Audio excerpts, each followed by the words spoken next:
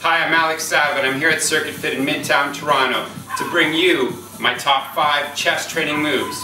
I'm basing these moves on some research that really shows how to target the pectorals and provide maximum stimulation. Let's begin. Exercise number 1, which is the 180 twisting dumbbell press. A lot of people can't do the bench press because it causes a lot of injuries. I have suffered a pec tear as a result of bench pressing with the barbell, so I've switched to dumbbells. I feel like I get a better contraction, better stimulation, better control. Start with the dumbbells at the top position as you would with a regular negative.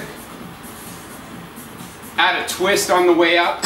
Bring the pinkies in together, squeeze the pecs, and back down. As you twist in and squeeze, hold that for a count of 2, that isometric contraction. Research shows that a supine or reverse grip like so stimulates the upper pecs more than a regular pronated grip, which is probably what you're using right now. So throw in that supinated twist, squeeze the pecs together, hold it, and come back for the next rep.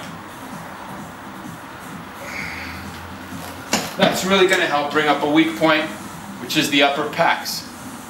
Okay, so the next exercise on my top 5 moves is a close grip push-up. Research shows that if you compare a wide hand position to a medium and narrow hand position, that narrow hand position produces the most pectoral stimulation. So we're going to go close grip push-up. I'm going to have a training partner put a weight on my back to increase the resistance and really make this a tough chest move. Hands about 6 inches apart. Brace the core into that push-up position. Training partner is putting the weight on your back, and from here all the way, full range of motion, drive it up.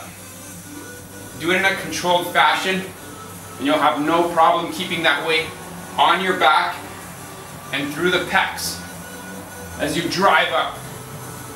Another option, if you have it available to you, is the sandbag. I like the sandbag because it loads right over the entire torso. This is a 50-pound sandbag. Again, smooth, controlled negative, driving through with the concentric motion here, firing the pecs, and I really feel this one. I love using this as a finisher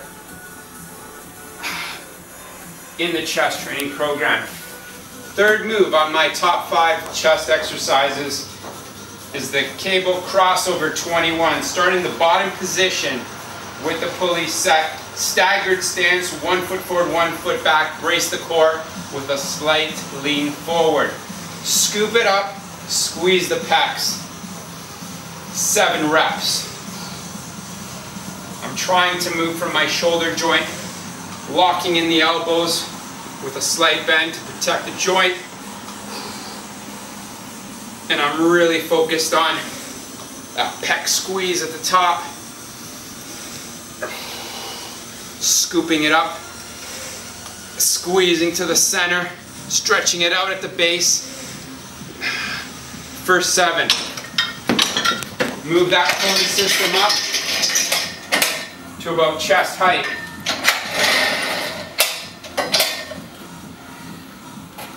Grab your handles, set it up, staggered stance, punch it out right in front of the chest, palms facing each other. Stretch out the pecs. Get a nice wide arc here. Squeeze the center. These are the next 7 reps.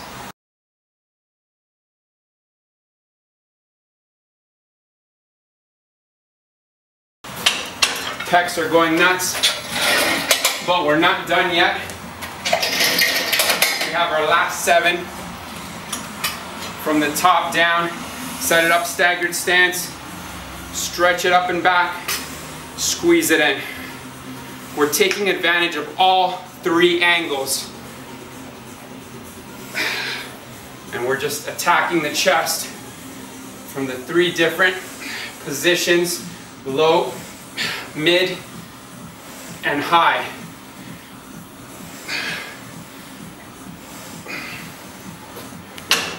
Research shows that the cable crossover elicited just as much pectoral stimulation as the bench press. In other words, this move really works, really hits the pecs. It's a great move to throw in. Try my way, 21s. So my fourth chest training exercise that I want to go through today is that kettlebell fly. You're going to start with the kettlebells right over the chest. Go to that full stretch position.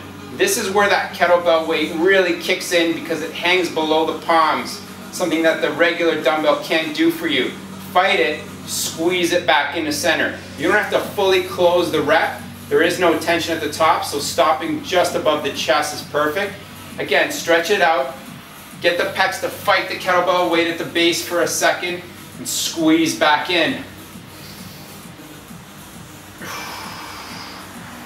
You're really focused on pushing the pecs together as you squeeze to the center.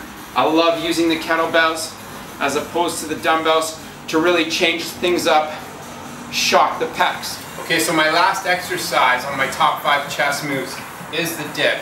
This is going to be a forward leaning dip where you actually want to get a training partner to spot you. So I've got Patrick coming in here to spot me. A lot of people feel that they can do the forward leaning dip on their own, but really they're just crunching forward. They're not getting the optimal angle.